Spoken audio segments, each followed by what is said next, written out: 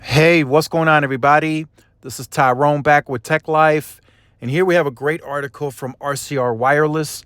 I will leave that in the description down below so you guys could check it out in its entirety. So here's something interesting. Consumer appetite for fixed wireless access, a surprise, says T-Mobile's Neville Ray. Now, in just roughly 18 months, T-Mobile already gained 2.6 million fixed wireless access customers.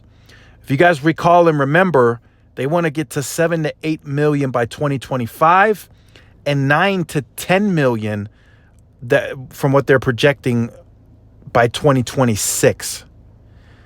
So that's a solid chunk of fixed wireless access customers. Now, the way you have to think of it spread out across the whole entire United States, right?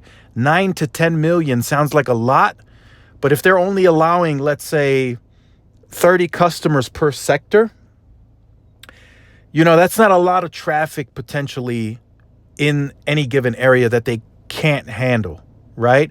If the consumer does, if that usage does grow, there's always sector splits, there's always network slicing, there's always millimeter wave that can be implemented.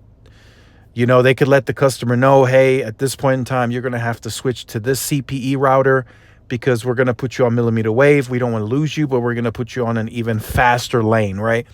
And that's just an example. I don't know if T-Mobile is going to necessarily do it that exact way, but Neville did recently mention that to further grow, if they see further opportunity to go potentially beyond that 9 to 10 million, they would probably need to incorporate millimeter wave. And I agree. And he also said that, the use case would change, and then they would need a UCPE unit, of course, that can make use of millimeter wave.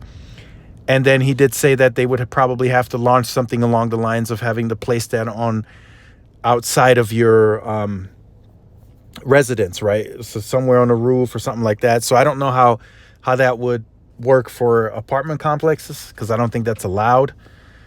Some may allow that, I've seen some apartment complexes that have direct TV dishes, but I think that would be more of a hassle for somebody that lives in an apartment versus somebody that owns their own home. If you own your own home, you can make any modifications to it that you would like within, of course, reason of the city permit, but that wouldn't be much of a deal, right?